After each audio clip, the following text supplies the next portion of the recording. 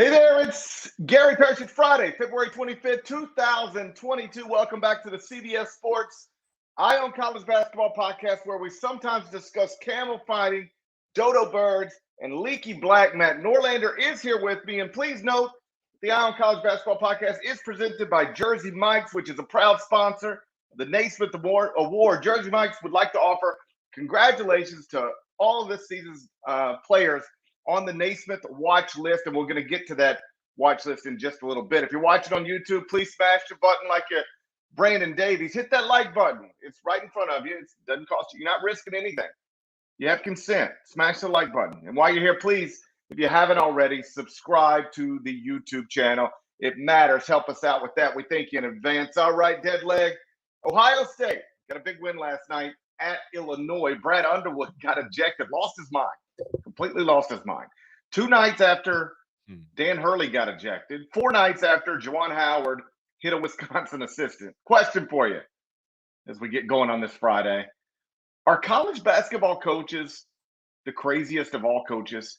Do they lose their minds more often than any other coaches in American sports? Let's roll through it. NBA coaches cede to the players. When's the last time you saw an NBA coach lose his mind? Can you actually conjure the image in your head? Because I can, and I don't know if it's happened since. I can tell you. And it wasn't even the coach at fault. Last time you can imagine an NBA coach involved in a situation that was abnormal, what springs to mind? Nothing. Jeff Van Gundy clinging to a couple of ankles. Well, that's a million years ago. Exactly. Has like there been a time? Like college basketball coaches, they're constantly yelling at their players, constantly yelling at the refs. NBA coaches do not yell at players, really. Like you can't go there. Like that was among the reasons, and I think John Calipari would tell you this, that he had that he didn't last too long in the NBA. You know, he coached NBA players like he coached college players, and you cannot be running around yelling at NBA players. So they're constantly yelling at at their players, college basketball coaches, constantly yelling at the refs, constantly losing their minds. I think college basketball coaches really might be the craziest coaches we have. Well, NHL coaches look like diplomats. I can't even think of an image where an NHL coach publicly goes after the officials, but those dudes are on skates all the time. I mean, they're just like, see ya. So that's not the case. Baseball lose their mind. They look ridiculous. Oh, by the way, no one looks more ridiculous than Major League Baseball managers in the uniforms. Getting out, and that's also because, and I didn't bring this up on the previous episode with Kyle, but I thought about it. The most insufferable group of officials / referees are Major League Baseball umpires. Completely haughty, holier than thou. I can't stand how MLB umpires just refuse to take anything. Don't you feel the same as an avid baseball fan? I feel like a lot of times, like umpires, they make themselves way too much a part of the process. Agree or disagree? Baseball corner on a Friday morning in February. Well, there's clear rules in baseball where you're not allowed to argue balls and strikes from the dugout.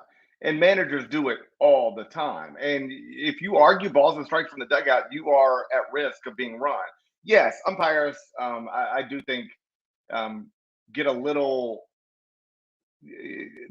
they don't take it as much as they probably should on some level, but we always remember managers running out to the field and kicking dirt on the plate. But the reason we remember that as often as we do is because it's such a big scene when it happens. It doesn't happen that often. Like these big manager umpire dust-ups, confrontations, they don't happen as much as you probably think. In college basketball, I mean, just last weekend, we had John Calipari literally nose to nose with an official. Like there's something there. You could find a wild interaction between a college basketball coach and player, or college basketball coach and referee, basically every night of the season. Yeah, and some of that is inventory as well, but I agree. So here's the power ranking. College basketball, men's D1 coaches, Major League Baseball managers, college football coaches, and then NFL coaches, and then you get into probably NHL, then NBA. It's weird how college men's D1 would be at the top, and then NBA would be at the bottom. The only sport that maybe like truly could compare, although it's not a coach, it's a player, is tennis players can really go after line judges, and Yes. and they can really. I mean, you actually literally had an incident in the past week where a guy was hucking his racket and making contact. So yeah, it didn't quite get the news and headlines of Juwan Howard, but yeah, no. Oh, by the way, two things can be true at the same time with this. And I do want to I want to touch on Malachi Branham in Ohio State in a second, but we'll just talk about what GP's leading off here. And by the way, if you're listening to the podcast and we sound different, Parrish apparently has his phone. Something else got stolen. He's not using his typical mic, and he's not using his typical mic. So he's using AirPods, so that's why it might sound a little bit different today. Don't worry, we'll be back to normal on Sunday's episode. Two things. No, we won't. We won't. We will not. No, because you don't have it. We will not be back to normal. Okay. I let usually in New York, I pack up everything after I get out of studio on Wednesday night, so that on Thursday everything's packed up except for like what I had to leave out overnight, shaving bag and that kind of stuff. And when I get out of studio on Wednesday night, because I'd been 3 straight days of Time to Shine, 2 straight nights of Inside College Basketball and in studio, I just made a promise to myself. I said, you know what? When I get back to that room, I'm going to relax. I'm not going to work. I'm not going to pack. I'm gonna like watch something. I'm just gonna let my mind rest. I'm just gonna relax. And then of course you wake up Thursday and it's full go from the moment I wake up. Gotta do the top 25 and 1. Gotta prepare for radio. Gotta do radio. If you noticed yesterday, we had a conference call scheduled for 4:15. I had to push it back to 4:30. And while we were on it, you and I, Strong Jaw, David Kahn, great Marcus Nelson, whoever else was there. That was it. We were all on video. You were on phone. Literally, as we're doing this, by the way, Parrish is packing up. I almost muted you, but I was like, I don't know if I mute him, he can unmute himself. But as we're on this conference call, I can hear you zipping up your luggage, and it's like the noise is like just as loud as Marcus trying to talk on the conference call. I was like, oh, this guy's on right now. Okay, well, so you can see what happened, right? Yes. I forgot to grab the power supply for my podcasting equipment, and I noticed it about, let's call it 30 minutes ago. So life's hard, man. Are you going to get that same room when you go back? Doubt Do they it. have the room saved for you specifically? No, I mean, I get the same type of room. Okay. You usually get the same type of room, but it's not in the. I doubt it'll be. I got to call them. Like when we get done, unless you can handle the rest of the podcast by yourself, I got to wait until after we're done with this to call them and say, "Can you please find my power supply?" Because if not, we got an issue. Life's tough, man. Why is life? This is actually, you know what? I appreciate this, and the older listeners will appreciate this. Is almost like a throwback to like 2016 podcasting right now. The sound, you still sound good, and thank goodness for AirPods and all that stuff. But I wanted to at least explain it for anyone not watching that can't see. GP's got some. This must be the newest iteration of those AirPods, by the way. That seems pretty small and sleek. So these are the newest ones, and like the 5th set that I've had. Boy, you think I can lose a phone? Don't get me started on AirPods. Always love low-key GP. By the way, I'm cool enough to buy AirPods 5 times after I lose them. Nice stuff. All right. Here's the deal. I don't want to buy them 5 times. I keep losing them. And then I go, you know what? I'm not buying anymore. And then, but if you travel a lot, they're so, particularly with mask, they're so convenient because with the wires, you've got to take the ear. You got to take the headphones out, put the mask back on. When you're carrying a bag, these are so convenient for traveling, but also very easy to lose. So I've got a set of AirPods that still show up on my devices on my phone. They're in this house somewhere. I just don't have any idea where they're at, but they're here. They show on my phone that they're here. I don't know where they're at though. I'll find them someday, maybe. That's why I'm always team cans. But I do have earbuds as well. Anyway, okay, so 2 things can be true at once. Back on track. Yeah, we can look at this behavior in the big picture and be like, college basketball coaches, you're not making yourself look good. It's not making the sport look good. Or you can say Brad Underwood getting thrown out of that game was objectively hilarious. Hilarious. Okay. He's not physically assaulting anyone. He's not breaking some code of handshake line etiquette, whatever. Coaches getting tossed from games is awesome. Brad Underwood wanted to get thrown out, and so he gets thrown out. By the way he got thrown out, like, I don't know if the call that he was just so ticked off on was really all that egregious, but whatever. And then the fact that he just channels Dan Hurley immediately. He gets thrown out, and then he starts waving his arms like a damn condor. I want this to be the new thing. I want this to come with every single ejection. Either it leads to the ejection, or after the ejection has happened, this is what you do every single time. Get him up. Let's go. Come on. The fact that I want to know if it was instinctual, or if he was like, this is my ode to Dan Hurley right here. Right? No, and that was definitely because of Dan. There's 100% chance that was definitely because of Dan. Like, I hope it becomes if you get thrown out of a game as a college basketball coach, you must do the Dan Hurley. You got him, man. I was saying on the pod on Wednesday with KB. I was losing it laughing on press row because the scene that Dan Hurley created, then he's like, all right, I'll get back on track. Let's get the crowd pumped up. James Breeding gets all pissed off, kicks him out of the game. And you have like, I looked over to my left and I saw a child who was definitely not yet of middle school age screaming, "Ref, you suck, ref," because the entire arena was, and then I look up and it's like 9 or 10 rows above him. I see, Grandma Betsy saying the same thing, mid-70s. It was awesome. And so then Illinois, an incredible scene last night. Underwood gets kicked out. And yeah, they do lose it. It's also, these coaches are high-strung as it is. And then you get to this time of the year, right before March, before the tournament, and you've got sometimes just a dangerous chemical concoction, man. So yeah, they do lose more than anyone else. But, it's also funny. Like, Brad Underwood getting kicked out of that game was, again, objectively entertaining, borderline hilarious. When, like, the whole hold him back. You got the get back guy, hold him back, and then he finally gets the hook. He's out of there. And then, oh, by the way, Illinois, no, they almost win the game. They were down. I got it in my notes here. They were down by 16 points with 6 minutes to go. They cut it to 1. This almost worked. That's kind of a fallacy. Usually when the coach gets kicked out, teams aren't rallying to win. Almost happened last night. Pretty cool. Tell that to UConn and Kamani Young. That's true. Although they were down 4 with 26 seconds to go. It's true. Hurley got kicked out. Kamani Young did a great job there. But yeah, Ohio State got a good one. 86-83.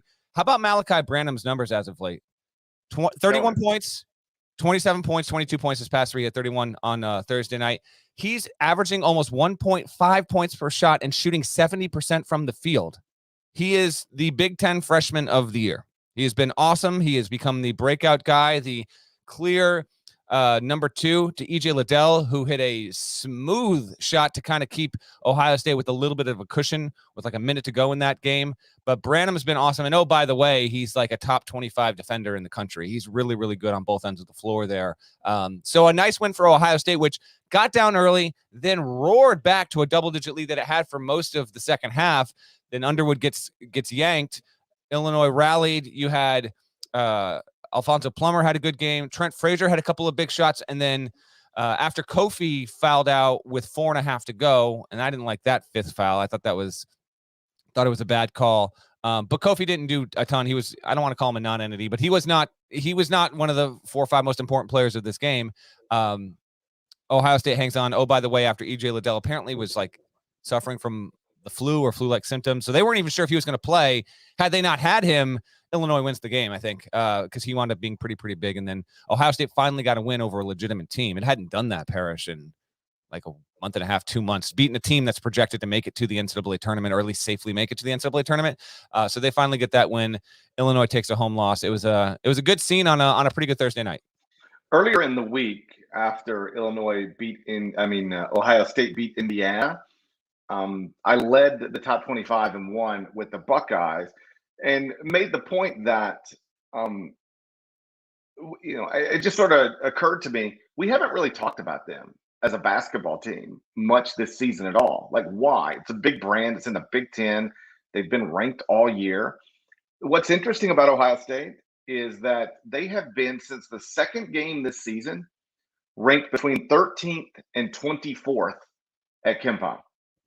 So they've been in that range where not quite great, but not bad. So not great enough to talk about, but not bad enough to talk about. No long winning streaks that make you pay attention. No long losing streaks that make you pay attention. How about this? This is still true as of this minute. Ohio State this season has never won more than 2 Big Ten games in a row and has never lost 2 straight Big Ten games. So they just like win 2, lose 1, win 2, lose. Like we talk about Indiana because they go on a 5-game losing streak, or we talk about Arkansas because they go 12-1 in a 13-game stretch. Those are the types of things that typically get your attention. Big wins, big winning streaks, crazy losing streaks. And Ohio State's just been rock solid steady all season, which is great, but it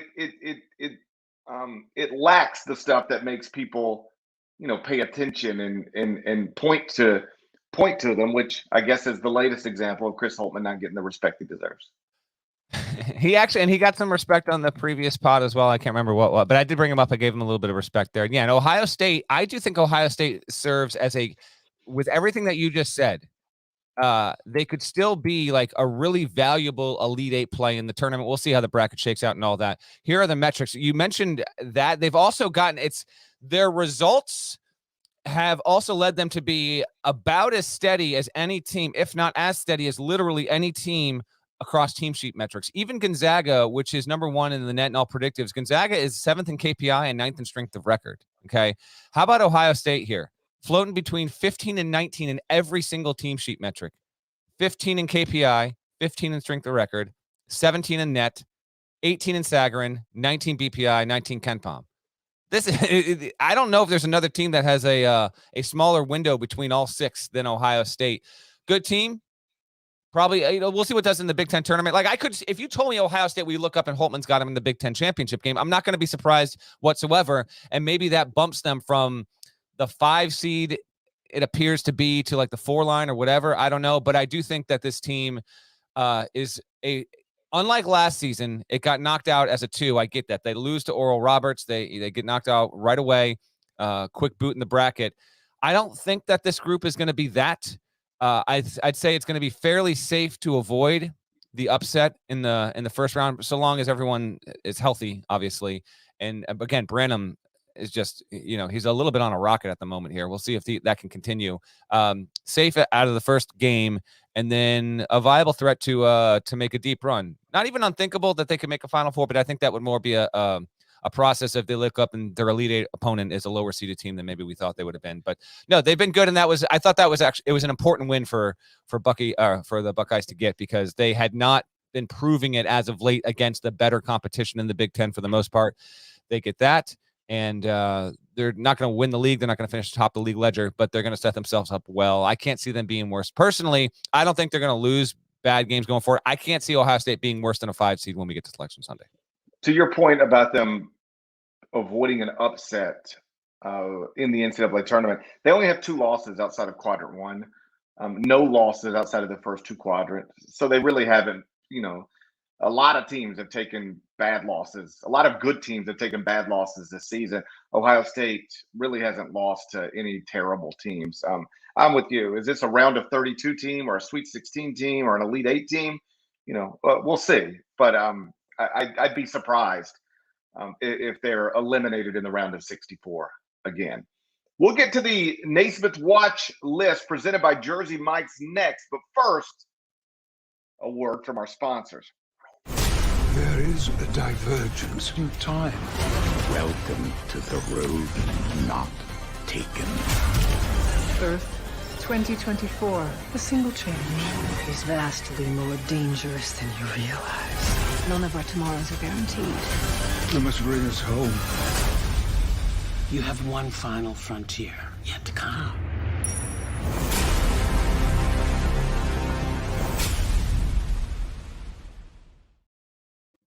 All right, Deadleg, the Naismith Watch list presented by Jersey Mike's. I've got my top 3 candidates updated, and there is a change. Let's hear yours first, though.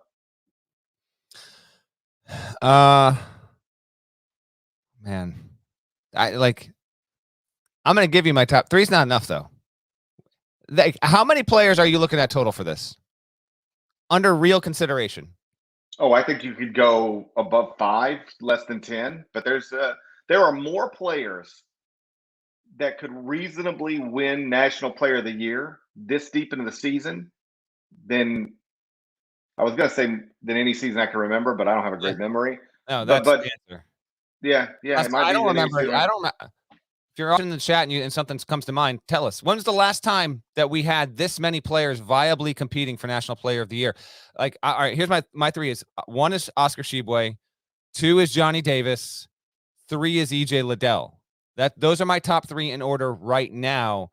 But it's not like and Tshiebwe's been at my one spot for a while, so it hasn't actually interchanged. But he has not entirely separated himself from Davis, Liddell, Abaji, Chet Holmgren. I'll get to him in a second when we talk games this weekend. Holmgren was insane on Thursday night. Kofi Coburn. Drew Timme is still not out of it. Jaden Ivey, Walker Kessler. I'm at 10 there. Did I mention Keegan Murray? That's 10. I'm at 10, and I still feel like there might be one or two more. But anyway, Tshiebwe, Davis, Liddell, in that order is my three as of Friday morning. Right now, I think it's got to be Oscar Tshiebwe. I mean, he just keeps doing stuff or not. He keeps putting up numbers in wins that make it illogical to drop him. You know, he's now averaging 16.4 points, 15.3 rebounds for a team that I've got 7th in the top 25 and 1. And in the past week, got 21 and 14 in a win over Alabama, 17 and 16 in a win over LSU. He has 10 straight double-doubles. The numbers are just wild.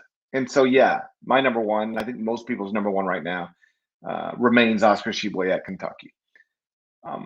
My number two is Chet Holmgren at Gonzaga. The freshman's averaging 14.7 points, 9.8 rebounds, 3.6 blocks per game for a team that, you know, is number one in all the computers, number one in the top 25 and 1, AP poll, coaches poll, would be the number one overall seed in the NCAA tournament right now. In the past week, got 10 points, 10 rebounds, 5 blocks, and went over Santa Clara. And then last night, 21 points, 15 rebounds, 6 blocks in a win over San Francisco. And then my number three is Keegan Murray at Iowa. Got 23. He's averaging 23.5 points, 8.5 rebounds for a team that I now have in the top 25 and 1 in the past week. Got 24 points, 5 rebounds in a win over Ohio State, 28 points, 5 rebounds in a win over Michigan State. And if I were to take it out to 5, it would be 2 more Big Ten players. Mm-hmm. Johnny Davis at Wisconsin, EJ Liddell at Ohio State. We talked about this earlier in the season, and it's held up nicely. The Big Ten's not the best league in the country. I think that's the Big 12. But the Big Ten's got more awesome college basketball players than any other league in the country. It does. Yes, it absolutely does. And now this isn't a surprise. If you've recently subscribed, started watching, listening, well, welcome, and we're happy to have you. But when we talked in the preseason, October into early November, this was when we built our first team, second team, third team All-American list, when we comprised our top 101 players as we do every October for CBSSports.com. It was loaded in the top 25 to 30 with Big Ten players. That league was more represented. And there were guys that aren't currently in the top 10 that I still would have top 20. Example, Trace Jackson Davis, another really, really awesome player. So yeah, the Big Ten has the most studs. And oh, by the way, like the Big Ten being really good with a lot of players, I think has helped college basketball's interest to this point. I think a lot of having a lot of older players in the sport has actually helped college basketball's interest. And we gauge that off of certain things like, frankly, this podcast, this is all for the listeners, and thank you so much. But like our podcast numbers are really, really good and increasing this year. And I don't think it's just because we have a regular season. By regular, I mean not abnormal like a year ago when COVID was really taking over. But I think the fact that you've got a lot of teams that have shown to be really, really good when they've been ranked, they've been playing well. There are older players.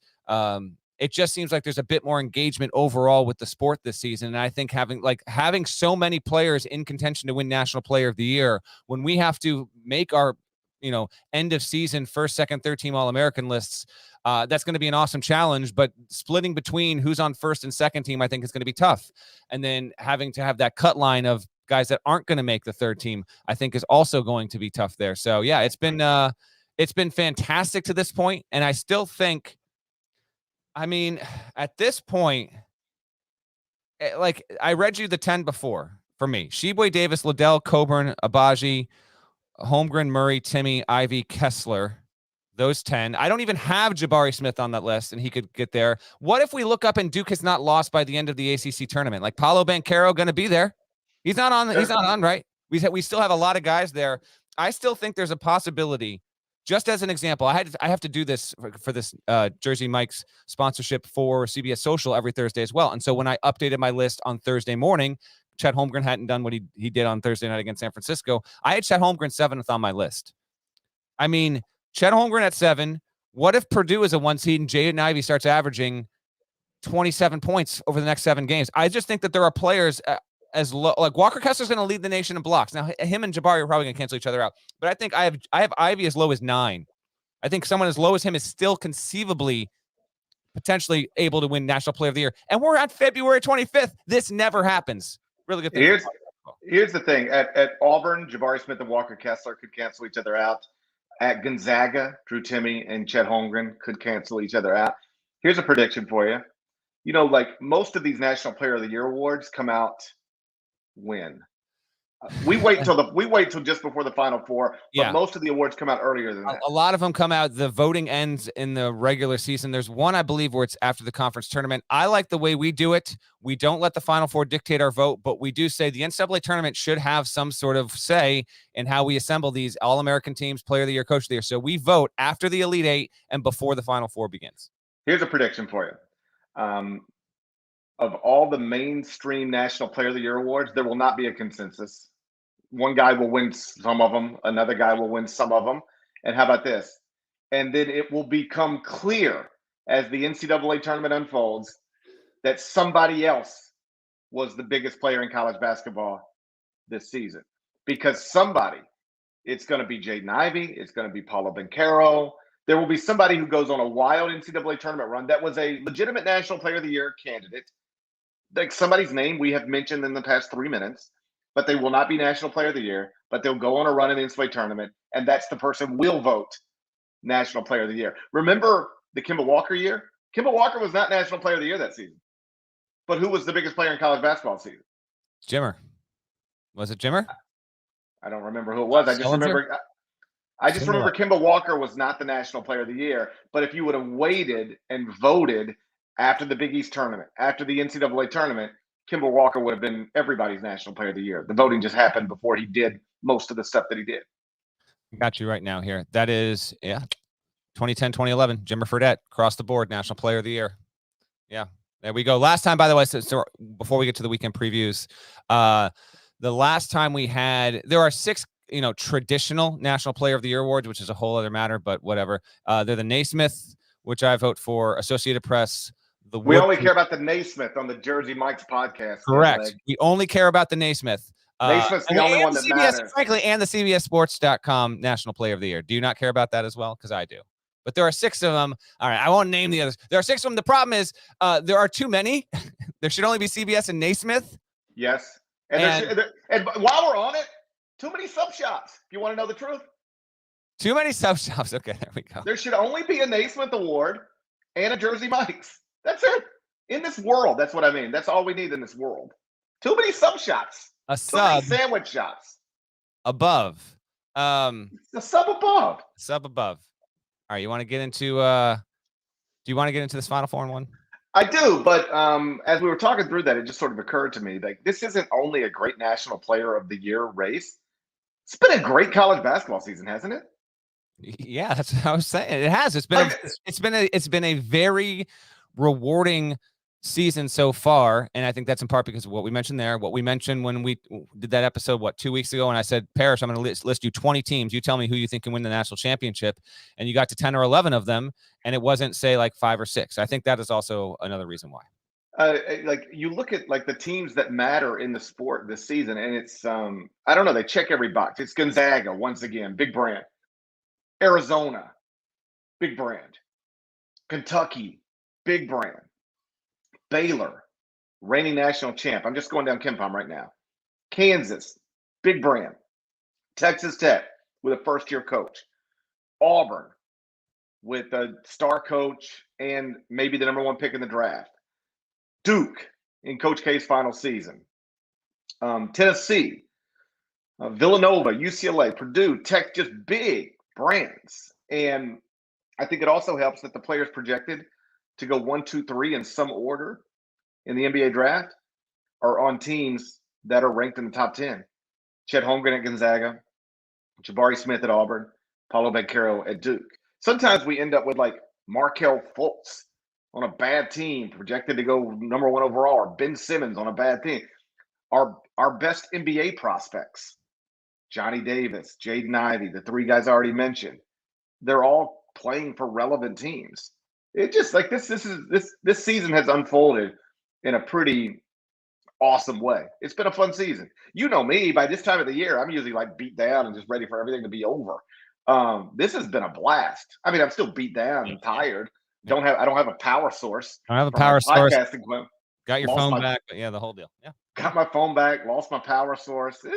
Life is difficult, man. Life is very challenging.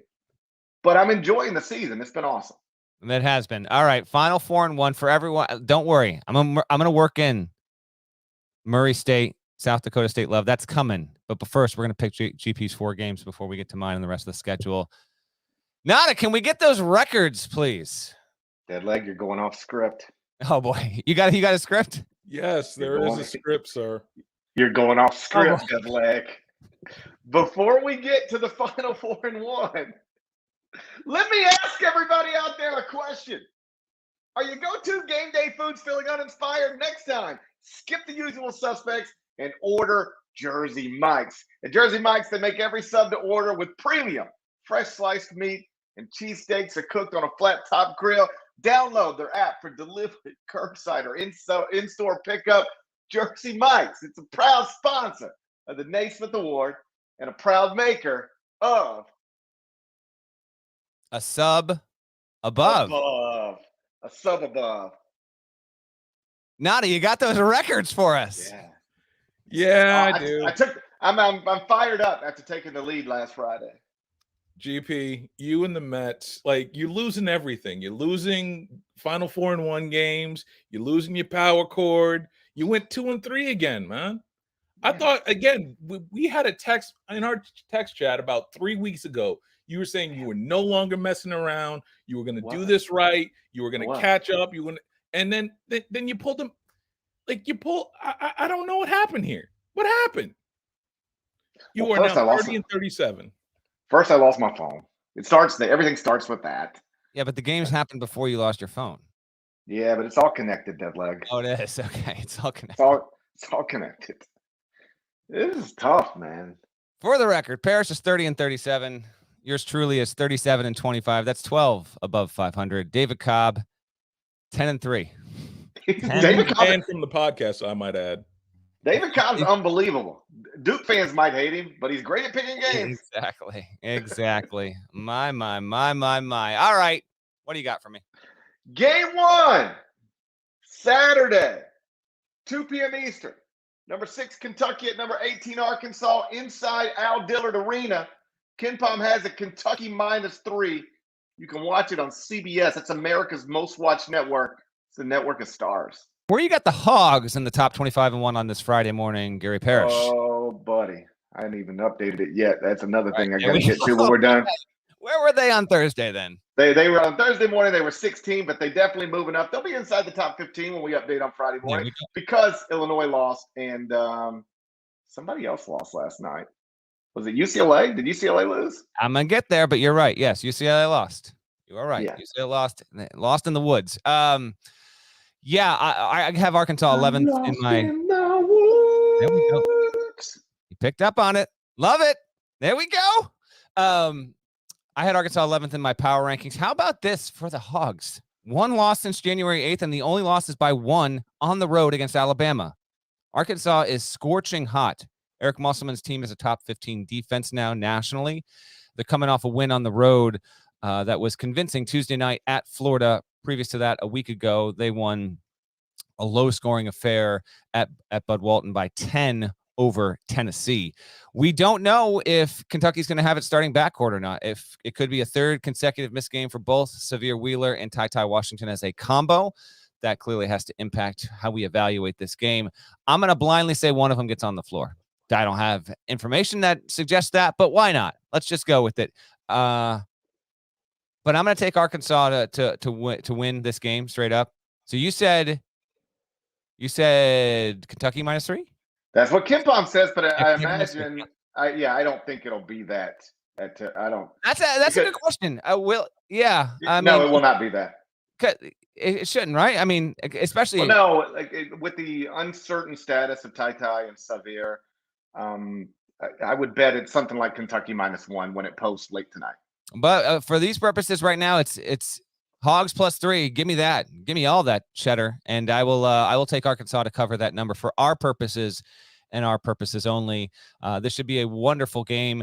I will be in studio for CBS Sports HQ on Saturday, all Saturday afternoon into the evening. So if you are watching this on your phone, smart TV, any kind of device, you'll see my face back in studio again, because this is the second biggest game of the day as far as I'm concerned. But because it's on CBS, you know what? The biggest game. Biggest The biggest game. The biggest damn game of the day. Oh, by the way, I would put Arkansas on the 4 line right now with its resume 22-6. If it beats Kentucky, it is a no doubt about it, irrefutable 4 seed at worst if it gets that W. I cannot wait for this one. I'm going to sit there, watch CBS, order Jersey Mike's, and then not go on HQ. No, I am going on HQ. No, I'm on HQ for this one post game. Are you going to be on with me? I don't think so. Yeah, I do have HQ responsibilities tomorrow, but maybe it's not for this game. That's right. But I'm going to eat Jersey Mike's and think about the Naismith Award and watch CBS. Okay. JD Note also another. He's a distant candidate, but I think he still leads the SEC in scoring, and he's one of the best defenders in the league. He's Arkansas's best player, so he's another guy to know. I had to submit a top 15 list for another award that how dare you? What are you doing? You should be boycotting that. I vote for the Naismith and have for years. I'll let it be known. I vote for something else. Oh gosh. But I'm gonna stop. I'm done. You better be done. I'm done with that. They're nice people. What Parrish is telling everyone is he actually votes for the Sporting News Player of the Year. It's an extremely huge conflict of interest, but we need to end that. They don't mind when I miss deadline. Please have this submitted by Wednesday. And then they just send an email on Thursday. GP, just wanted to remind you. So then I send them. Anyway, here's the point. JD Note was on my top 15 list. As he should be. Yeah. He's been terrific.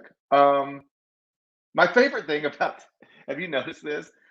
Because Severe, obviously, John Calipari meets with the media via Zoom before every game. And obviously, they ask him every time. So what's the latest on Tai and Xavier? And are they going to be available for this game or that game? And every time he says, it's so outrageous. Every time he says, I don't know because I haven't seen them yet. Yeah. As if seeing them yet is a requirement for knowing. John Calipari, actually, the story behind the story is he pulled a U. John Calipari lost his cell phone. He's got no way of getting a hold of these guys. It's hilarious. Like I haven't, and that's an acceptable answer. Everybody's like, "Oh, okay, we haven't seen them yet." You don't have to see your players to know how they're doing. What are you talking about? Anyway, as of this moment, I'm sure he hasn't seen them yet today, so he has no idea whether they'll play at Bud Walton Arena. But I'm Bud Walton Arena, Al Dillard Arena. I'm taking Arkansas plus the points as well. Take it. Game 2, Saturday, 4 p.m. Eastern. Number 3 Auburn and number 17 Tennessee inside Ramar Smith Arena. KenPom has it Tennessee -3.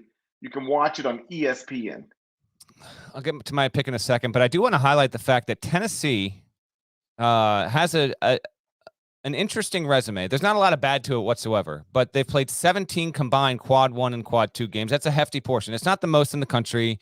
Kansas, Big 12 teams are going to play more than anyone else. Kansas and Baylor have each played 20 to this point, but 17 out of the SEC is impressive. Villanova, by the way, has played 19 quad 1 and quad 2 games combined in the Big East. That's pretty impressive. But Tennessee is 9th in the net as of Friday morning, and it's even better than that in BPI. It's up to 6. It's 10, 11, or 12 in all the other metrics. So Ohio State-ish, but still even a slightly wider discrepancy between worst and best overall.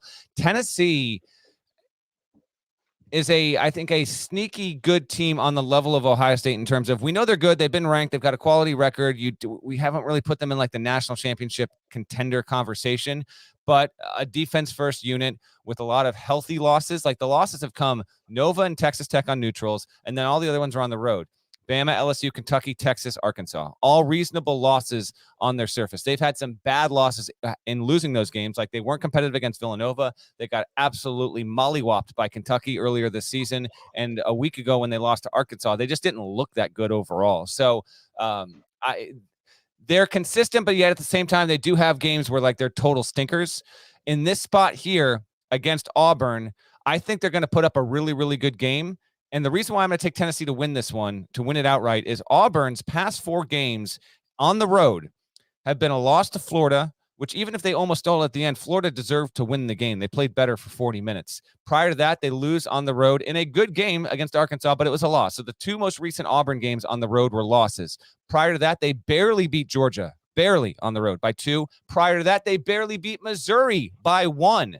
That's the past month's worth of Auburn trips outside of its building in this conference. Tennessee rates as a top 10 team. Oh, by the way, Auburn is 8th in KenPom right now. Pretty close. I will take the Volunteers to get this win. They are favored to do so, and I think that we'll have a pretty good game. I'm intrigued to see how fast Auburn can get this tempo going. I think Bruce Pearl is going to want to get Tennessee to really, really, really move, really kind of go. Now, that's not Tennessee's absolute MO. It's not a plotting team. It's not a quick team, but I do think that Kennedy Chandler has the capacity to be able to handle that, and Zagai Ziegler's been really, really solid in that regard as well. So if this kind of gets to be a little bit of a chaotic game, I think that favors Auburn more than it does Tennessee, but they do have the backcourt through the Vols, I think, to handle that. I think this has a really good shot, even though it's not the most anticipated game. It's clearly like a top 3, top 4 level matchup. I actually think this game of any on Saturday has maybe the best potential of us talking about it on the Sunday night pod as having been like a really riveting, tight game. Maybe no team leads by more than 6 or 7 points in this one, but I'll take the Vols to win at home, and I will take them to cover those 3 points.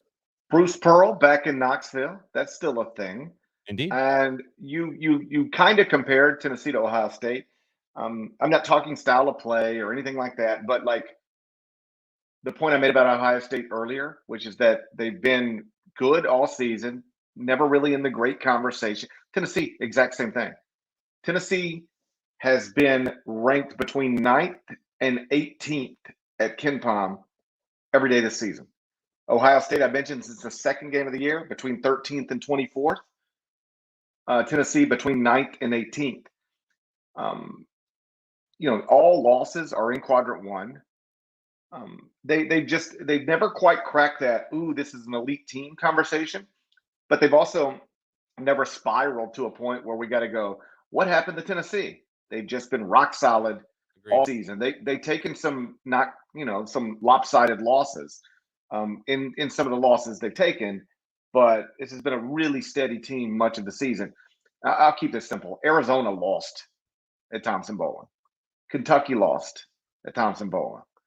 I'm assuming Auburn's about to do the same thing. I'll take Tennessee and lay the points. The Vols, of course, 6-1 in their past 7 games. Game 3, Saturday, 8 p.m. Eastern. Number 5, Kansas at number 10, Baylor, inside the Scott Drew Center. I think he just gets to name it after himself at this point. Well, you're naming it after. I don't think this is Scott's call. I think you named it after him. But no. He did. He texted me and asked me to do it. Okay. Which is a very un-Scott Drew thing, by the way. But fair enough. Fair enough. Do we have an update on Baylor's health situation? Like LJ Cryer, he played like he played and then didn't play. And then he didn't play the past 2 games. Is he going to be available for this one? Obviously, there's no Everyday John for the rest of the season there. So what's the status there? Baylor's just banged up. Now they get the opportunity at home. Oh, by the way, Baylor's 4th in KenPom right now. 4th. They've still they've managed to hang on. They've got a narrow lead ahead of Kansas, which is the 5th ranked team at KenPom in this one. I was at this matchup. This was like the second to last game I went to before the dumbest pandemic of our lifetimes struck. Never seen one like this, man. Never. One like this. We had a similar, like, I feel like our audio setup was similar because I remember literally podcasting with you. This was before video. I was in the Baylor locker room. They're like, you want to use our locker room to podcast? I was like, sure. So, man, I can't believe it. It's been just about 2 years. 2 years. It was like 2 years to the day, I think like 2 days ago, when Kansas and Baylor played in a huge, huge matchup, which sparked an all-time podcast moment. Parrish, do you remember what you said? No, you have no idea. You have no. I have no idea what you're talking about right now. You said Kansas is gonna lose at Baylor. Yeah. And then it's never gonna lose again. That's what you said. And to I that, I do remember saying that. Yes. And to that, I say I was wrong. That's right. There you go. What happened? Kansas won at Baylor, right? Kansas won at Baylor. Yes, Kansas won at Baylor, and what's his name? Azubuike had a phenomenal showing in that game. Kansas won at Baylor. I just brought it up. Kansas won at Baylor. They didn't lose the rest of that season, but there was no Big 12. There was no Big 12 tournament. And then they lost the very first game of the next season when they played Gonzaga in Florida. And Gonzaga then did not lose until the last game. It would be phenomenal if Baylor had not lost to this point, but the trend did not continue there. This is going to be, I think, a pretty riveting game. The thing that intrigues me so much about the Jayhawks is that, yes, Ochai Agbaji, who we mentioned before and who I would clearly have as a first-team All-American at this point, they have been able to maintain this elite status, and yet when you look at what Agbaji does and what Christian Braun do, Agbaji 6'5", Brown 6'6", they can both handle, but they're both not natural point guards. They're not asked to do that. DeJuan Harris is the guy who has the ball in his hands, and he's a fine player, but he is not. I wrote this in the capsule for KU on the power rankings. Like, Kansas right now projects as a number 1 seed, and it doesn't have someone who you would say is like among the 30 to 35 best point guards in the sport. I think that's it just speaks to Bill Self's coaching ability.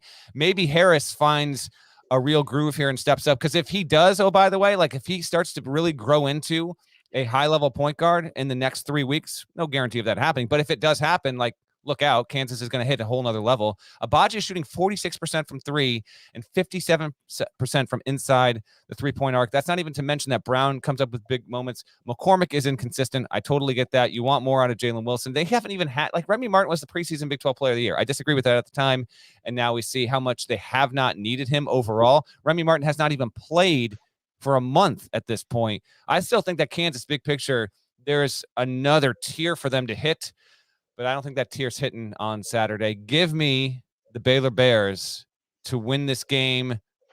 But you know what? You said it was 4, didn't you? I never said it. You interrupted me. Kim Pom has it Baylor -4. You can watch it on ESPN. What? But I mentioned Scott Drew could name the. You're right. That was so you of me. Sorry about that. It's all fun. I didn't even mind it at all. By the way, just set the record. Scott Drew did not ask me to name the building after himself. Don't ruin it. And it used to be the Huck Center, Huck the Dog Center. That's right.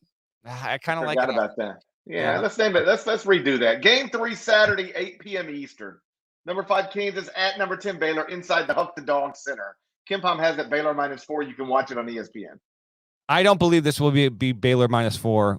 Like 2 minutes before tip, would you agree? It's not going to be Baylor's not going to be given 4. Agree? No. Yeah, I agree. That's going to be a lower number. It'll be Baylor -2.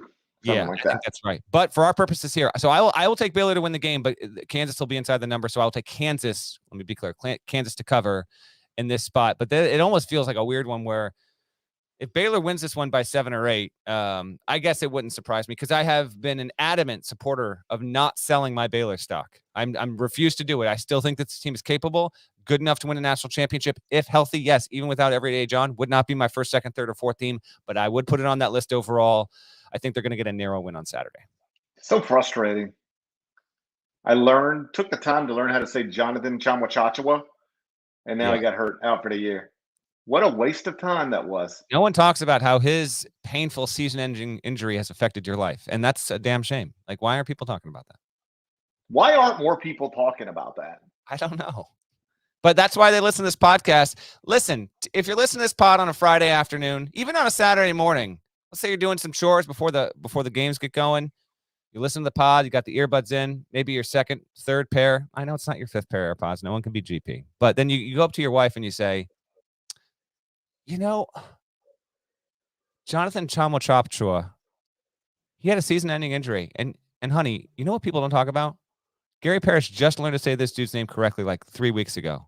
I know. I learned a year ago. I've known for a year how to say Jonathan Chamwa-Chachua. Oh, so you got at least. Oh, then what are we bitching about? You've had a year to use it. I thought this just happened. Get out of here. No, Graham Ike just happened. Graham Ike, baby. Wyoming got some love. Norlander jinx strikes again. I give Wyoming all this love in the court report. Promptly lose to Colorado State. But in all seriousness, when Wyoming's in the bracket, think twice before you automatically think that team's losing its first game. That's all I got to say. Taze Moore just happened. I've been on my Jonathan Chamwa-Chachua. I've been on my Chamwa-Chachua, and now he's hurt. You mentioned Bill Self's ability to coach. Think about it. I looked this up the other day. It appears we'll see what happens tomorrow, but it appears Kansas is on its way to another Big 12 title. Right. And Bill Self has 15 Big 12 regular season titles right now. So if he gets another one at 16, that's the way addition works. Mike Krzyzewski, widely regarded as the greatest college basketball coach of all time, has 12 ACC titles. Bill Self has 15 Big 12 titles. Mike got to Duke 24 seasons before Bill Self got to Kansas. And Bill Self, at this moment, has 3 more league titles than him. That's incredible. It's a joke. It's a joke. Maybe Bill Self's the greatest college basketball coach of all time. I think, take a peek behind the curtain for our listeners here.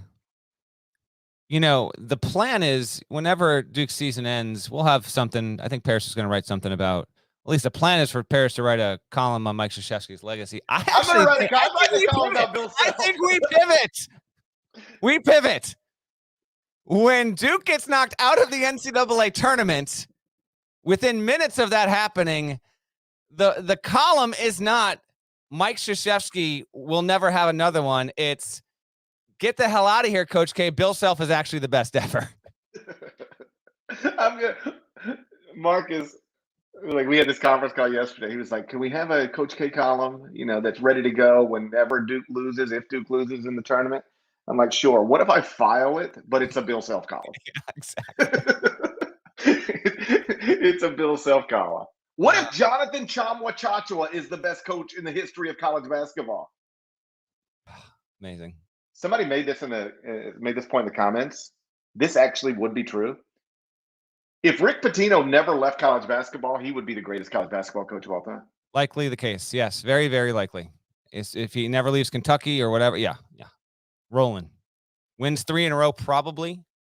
No, he was coaching 97, so he never wins 3 in a row. Strike that, reverse it. But yeah, you're probably right about that. Who you got in this game? I mean, it'd be Mike Krzyzewski, Rick Pitino, Bill Self, Jonathan Chamwa-Chachua, 2-year-old Tony Hinkle. Of course. I mean, that's a list. I'm taking Kansas plus the points. Got to do it. You can't call somebody the greatest coach of all time and then pick against them all in the same 5 minutes. Not in the same week you lost your phone and your power source. Game 4, Saturday, 10 p.m. Eastern. Number 1 Gonzaga at number 23 St. Mary's inside the Omar Samham Pavilion. Kim Pom has it Gonzaga -7. You can watch it on ESPN. Can you do me a favor? Because I genuinely enjoyed that. Can you just say those 3 words again? Omar Samham Pavilion. Omar Samham Pavilion.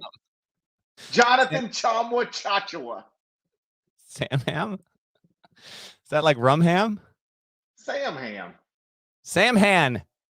It's Samhan? It's Samhan. Yes. Damn it. I remembered it as Samham. No. It's Samhan? That's disappointing. Samhan. Oh, amazing. Amazing. I remembered it as Samham. Like no. If you made a Sam Vecini sandwich, it would be a Samham witch.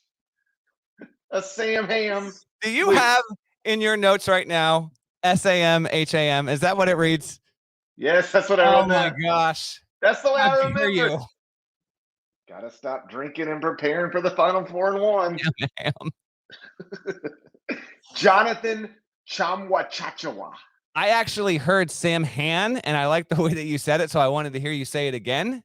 And I didn't. I swear to God, I didn't hear you say it the wrong way the first time. So that's just incredible. This is the regular season finale, of course, for Gonzaga. It got past San Francisco, 89-73 on Thursday night. Khalil Shabazz got his beak destroyed inadvertently, I guess, by Andrew Nembhard. He left the game. San Francisco started out hot. They played well, and then, Gonzaga went Gonzaga. What can you do? What can you say? The Dons would have been a lock, in my opinion, had they won that game. Not there yet. 22-8 overall, 9-6 in the WCC. Metrics are still pretty healthy for San Francisco. I'll get to Gonzaga in just a second. San Francisco is at 29th in the net right now, 25th at Ken Palm. Other ones are not as good. So we'll see. That was an opportunity on their home floor that they couldn't take advantage of. Chet Holmgren's just insane. He had 21 points, 15 boards, none of them offensive. 21 points, 15 boards, 6 blocks, and 3 steals. And you've mentioned ESPN researcher Jared Burson before. He had a stat. I don't have it up, but Chet Holmgren did that, and he's like the only dude to do it in the past 14 years, whatever. Like this has now become a thing with Chet Holmgren. He just puts up these kind of performances that are a bit of a joke, man. I mean, it's wild how Gonzaga has they have all these options, and they have someone in Holmgren who, not that they just didn't have him last year, but defensively they did not have this. So sometimes I watch Gonzaga and I'm like, am I going to just talk myself into pick them to win the title again? I might. I just might do it. I don't know. We'll see. St. Mary's is single digits in this one, huh? +7. It is a roadie here. Back-to-back roadies for Gonzaga. Gonzaga will have played only 6 road games this season. Tell me the last time a team that was like in the NCAA tournament only had to play 6 road games. Obviously, that's COVID affected. They lost 2 league games on the road. They didn't play any non-conference road games. When these teams met back on February 12th, Gonzaga won at home 74-58. St. Mary's comfortably projects as an NCAA tournament team. It's 23-6. It has a top 10 defense in the country. If you have not yet seen them, Tommy Kusi. Were you on Tommy Kusi? Did you think it was Tommy Kus? Taze Moore. Exactly. Tommy Kusi, if you've not seen him play, he is a 46% three-point shooter. St. Mary's can shoot it from deep, and they're probably going to have to do that. They do have a decent amount of size as well. They got size. They've got good experience. They're not overly deep. I can't do it, though. I can't talk myself into St. Mary's being inside this number, Parrish. I'll have Gonzaga to win and to cover the 7. In doing so, maintain their number 1 overall seed status, get to 25-2, and oh, by the way, Gonzaga winning here to get to 25-2, I think it makes them a lock for a 1 seed. I don't think it would matter who they lost to in the in the WCC tournament. They could still lose, and they're still going to be a 1 seed no matter what. So that's what's on the line as far as I'm concerned for the Zags on Saturday. That's for sure, because as you know, you got to have 4 number 1 seeds. There's no way 4 teams can jump them. 4 teams can't jump them.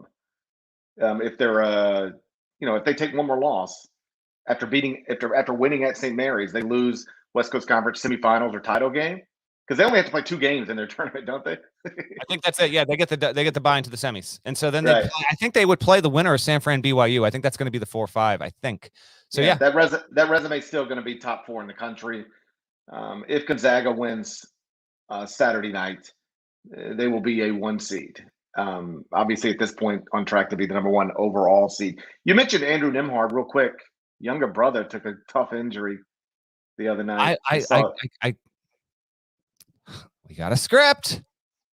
That's my N1. Oh, okay, we'll get to it. We'll get to it in a second. Yeah, I'm gonna lay the points with Gonzaga.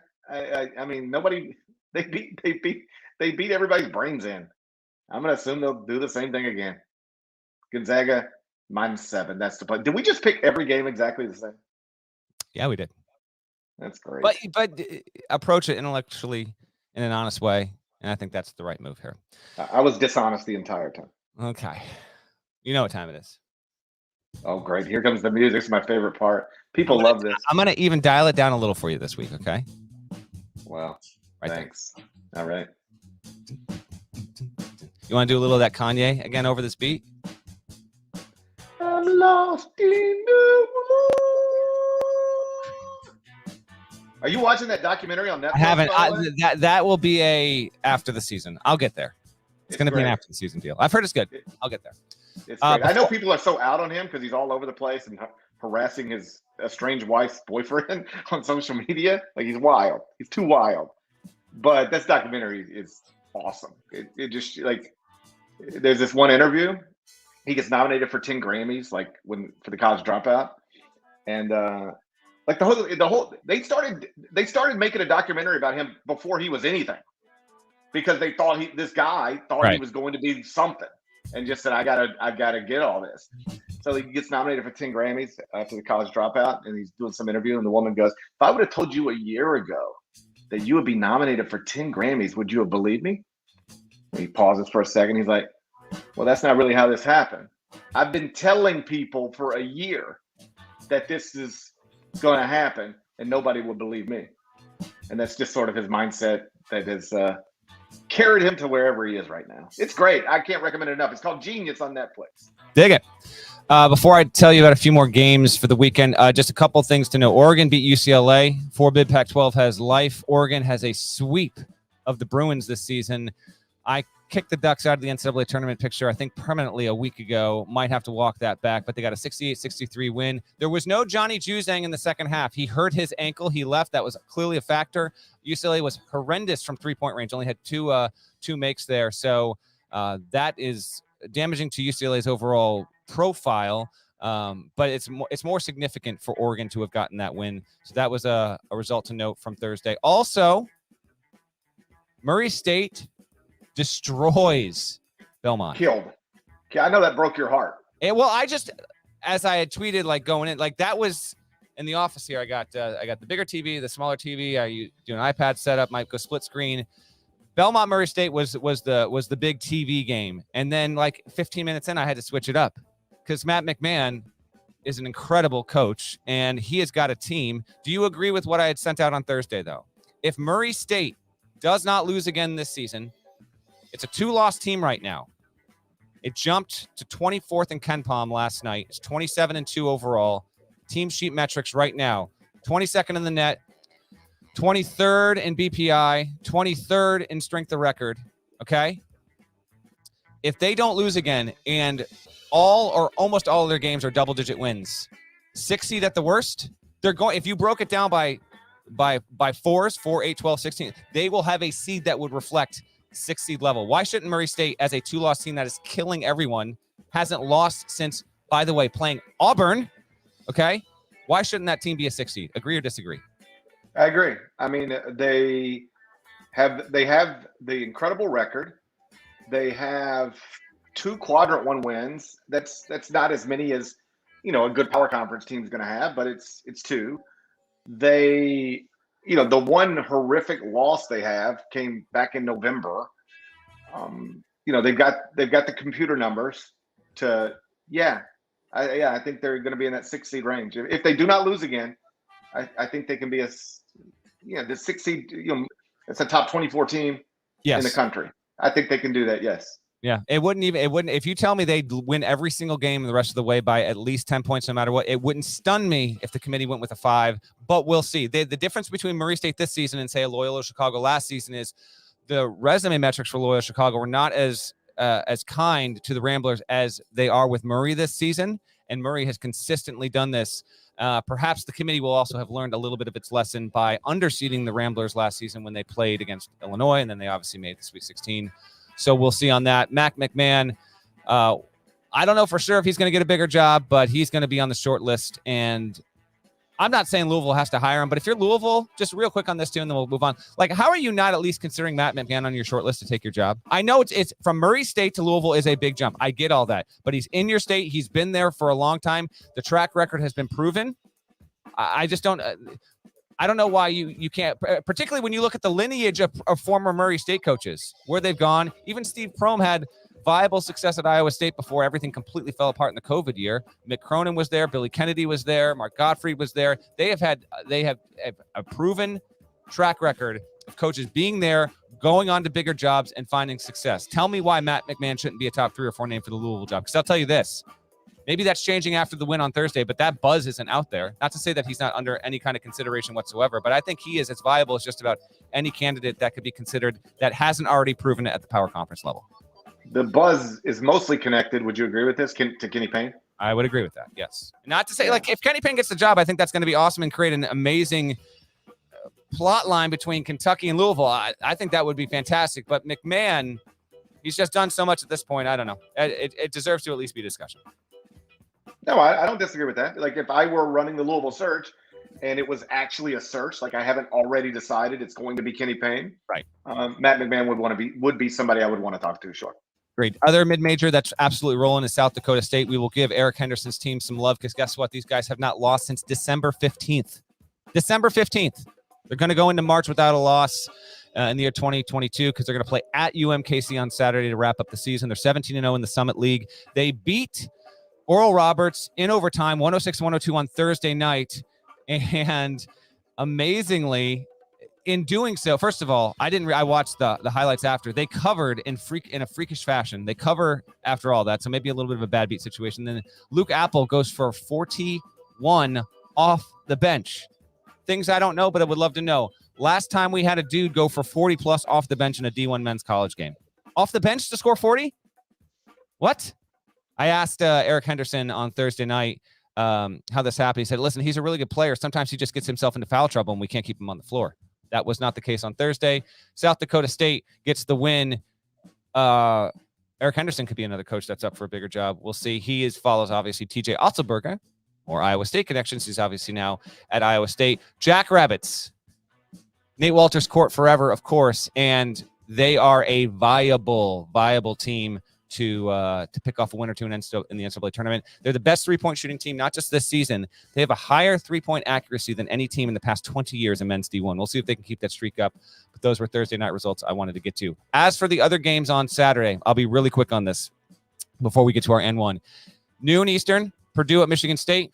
We'll see if Sparty can get off the schneid here because Tom Izzo is getting plenty frustrated. 3 Eastern, Virginia Tech at Miami. Hurricanes win that game. They're going to really help their NCAA tournament case. They're in the field right now. Get it done against a Virginia Tech team that's been improved in the past month. 3:30 Eastern on Fox. Seton Hall plays Xavier. These are a couple of really bumpy Big East teams at the moment. Loser's going to be slumping heading into the final week of the regular season. Winner could really, the fact that Xavier did not win. You were in studio. Let's just, I'll save it. Creighton Providence is going to be the game. So we'll talk about that. Xavier lost it. They should have had it, and then they lost it, then they had it, then they lost it, and they had it, and they lost it against Providence. Travis Steele's team is in need of a win, and they're at home there. Wisconsin-Rutgers, 6:00 on Saturday. Rutgers' last gasp at trying to maintain an NCAA tournament profile. They beat Wisconsin on the road earlier this season. If they could sweep the Badgers, okay, maybe we have something there. Maybe. Texas Tech is at TCU at 6:00. TCU projects as an NCAA tournament team. The Red Raiders, as far as I'm concerned, are now playing to try and play and stay on the 2 line. If they get another win on the road in the Big 12, that would help them in a significant way. And then USC will play Oregon at 10:00 on Saturday. Good game. USC, I called it early. I know, no shot you were locked into this, but it was tight late. I was like, I can't do this. I gotta get to bed. But USC on Thursday night needed 2 overtimes to get past Oregon State. Did you see that? I don't even know if you saw that or if you even knew that. But I'm aware. I'm aware. Oregon State on America's Most Watched Network this weekend. Are they really? Who are they playing? UCLA. That's right. There we go. Traveling partners. Yeah, should have known that. So USC dodged. They dodged what would have been bad. Oregon State, by the way, I had this in the court report this week because I was fascinated. Oregon State right now, Beaver Fever, where are you at? Right now, Oregon State's 3-23. They are by far the worst team to follow up an Elite 8 run. There's never been a team with a record this bad the season after making the Elite 8. Can you name the previous record holder? It was in the court report. Was it the okay, I'm gonna the Stan Heath team? No. And I think they were sub 5. No, they weren't sub 500. I listed every sub 500 team. I think they were just over 500, but I did look them up, but it was not the 2002 into 03 Kent State team. Power conference. I don't know the answer. All right. Elite 8. Elite 8. I don't know if you'll get it. They used to be like consistent, and they haven't been relevant in men's college basketball for over a decade. kind of close to where I live. Kentucky. What do I live in Tennessee? I'm just kidding. Am I you? Boston College is the answer. Boston College, until this season, was the only team since the field expanded in '85, was the only team to follow up an Elite Eight run by not getting to double digits the next season. It won 9. Again, Oregon State has won 3. This continues to be, frankly, inexplicable. Only other game that'll give you a heads up on for Sunday on CBS, Illinois at Michigan. And with that, man, it's great to have you back on the pod, buddy. We are going 70 minutes here. Creighton. Awesome. How great. The N1 game on Saturday. Now, you still got to call it. You got to call that hotel. I got a lot of that power cord source. You got a lot of stuff going on, Dead Leg. You have no idea. Saturday, 8:30 Eastern, Fox Sports 1. Creighton on Chris Dunn Court at Providence. The Friars are phenomenal. I watched you in studio, of course, earlier in the week when this game was on CBS Sports Network. We've talked about it in the pod, so we don't need to wax too long on this. Like, how many more times Providence has to do this to convince you that this team? I'm gonna use modern, cliched online lingo. They built different, man. They know how to win these games. There is something to this. I've been saying this for weeks. I've been saying it for weeks. I've talked about it. I've written about it. They're 10-1 in games decided by 5 or fewer points. They're built for this stuff. Triple overtime victory. How about this? Poor Colorado State, Wyoming fans. We got a doubleheader on Wednesday night. We didn't even do a halftime for Colorado State, Wyoming because Xavier Providence was still on. That's the first time I think that's ever happened to me in studio where one game goes so long. Like when Providence Xavier ended, there were like 6 minutes left in Wyoming, Colorado State. It was wild. Roof was leaking, had water all over the court. I know. Looked like they're about to do a Don to 2 listening party. And Looked then looked like they were going to do a Don to 2 listening party at the dunk. Phenomenal. And then it goes triple overtime. Jared Bynum, 27 off the bench. Providence can win the regular season in the Big East for the first time in program history if it wins this game. Creighton will not have its best player. As GP mentioned before, Ryan Nembhard is done for the season. Hurt his wrist against St. John's, a 3-point win on Wednesday. Hurt it. Destroyed it. All right. Well, I was just, Did you see him mouth immediately to somebody? I broke it. I said, I knew he was clearly communicating. Like, he was just one of those where the guy knows. He just knows. Well, when I was a kid, I broke my left. Mine. If you're watching on YouTube, you can kind of see the scar playing ball. I have a pin in my wrist. I broke it playing hoops. So I was my younger brother, I was maybe like 12, 13. I was out of the bike riding stage of my life, but my younger brother and his friends, they were all riding bikes. There was this big hill, like you go down and then boom, you got a big hill, and they were all scared to do it. And I said, "You little sissies, I'll do it. I'll show you how to do it." So I grabbed my brother's bike. I take off down this hill going full speed. And as I was approaching this hill, I realized, woo, I should not have done this. I go to hit the brakes. I was going to bail out. No brakes. Nobody told me there was no brakes. So then it's like, with the benefit of hindsight, I should have just jumped off the bike. But I in that moment, I said, I'm just going to try to make this jump. I got so high up in the air, I came over my handlebars and landed on the handlebars. Boom. And immediately knew, just like Ryan Nembhard, that I was in bad shape. These 2 bones right here, they broke completely in half and flipped over. Oh, my gosh. Rushed to the hospital. They had to reset the bones. They put me under anesthesia. I woke up in the middle of it. They didn't give me enough anesthesia. I woke up in the middle of it. My parents could hear me screaming. They were in the waiting room. They could hear me screaming while these people were trying to reset the bones while I was wide awake. That's horrendous. And then I lost my power source. I don't think you understand all the challenges I've faced in this life. Can you remember the last time that you actually passed out from pain? Has that ever happened to you? Kidney stones. Kidney stones, pass out. I break. So I'm playing pickup ball on a Friday night with my brothers on a whim.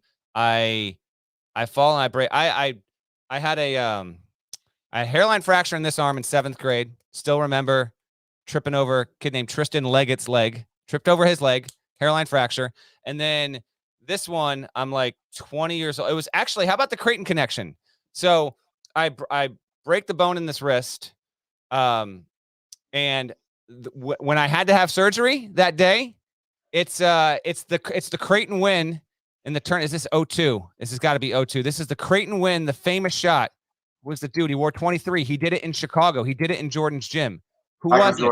Michael Jordan wore 23. Oh, who's the Creighton player? They beat Florida. Terrell Taylor. Was it Terrell Taylor? I think it's Terrell Taylor. Jonathan Chachawa. They beat Florida in that 5-12 game. It's 2002. I had surgery that morning. I begged for them to give me the surgery as early as they possibly could because I didn't want to miss the NCAA tournament. So they knock me out. I come to, I'm like barely with it. And I'm there for maybe 3 minutes before I see this. I'm in a hospital bed watching this dude create an all-time March Madness moment. And I'm like, anyone else watching this? Anyone that he just won the game? Wild. But before all that happened, I go to this doctor the next morning. I break my wrist. I didn't know that I'd broken the wrist. It's in major pain. The next morning I wake up at like 7 a.m. in the just dripping sweat. Like I feel horrendous. My mom knows a doctor. So I go down to this doctor. He's feeling around. He touches one part. Completely pass out. Like I pass out. It's so painful. I pass out. I come to like 2 minutes later. Brutal. Life's tough, man. Hope Ryan Nimhard recovers okay. That was tough to see. My larger point. You got to finish this. I'm dying. You okay? What's wrong with you? You all right? I'm just congested. Oh boy. My larger point to telling that story is that when you break your wrist badly, you know it quickly. I knew it. Ryan Nimhard knew it. I'm recovered, and I hope he does. Providence. Providence about to win a Big East regular season title for the first time in school history, dead leg. Yeah. Providence, they're going to win. Man, I got no water left. I got you really... Woo! What happened to you? What happened to you? You know what? I major congestion situation in this house right now. I was the last one to get it. Woke up with it. Not good. It was warm. It was like 67 degrees 2 days ago, and now we got snow overnight in Connecticut. Dude, I walked to the studio on Wednesday, and it was beautiful. Like 66 degrees. Felt great outside. Like a beautiful day in New York City. Then I went to the airport yesterday. Freezing. Bad. What are we doing? I know. Give me the Friars to win. The weather is like Alabama and Rutgers. You never know what you're getting from them. That's true. Know? Yeah. So one day the weather's getting a quad 1 win. Next day it's taking a quad 3 loss. What are we doing? Shouts to Devin Downey. Shouts to Chester, South Carolina. Shouts to Willie Sublett. Legend. Shouts to Larnell. Thank you guys once again. Listen to the College Basketball Podcast in the middle of the dumbest pandemic of my lifetime. Woo. And now we got a war. What in the world? I know. God. Didn't we have enough going on?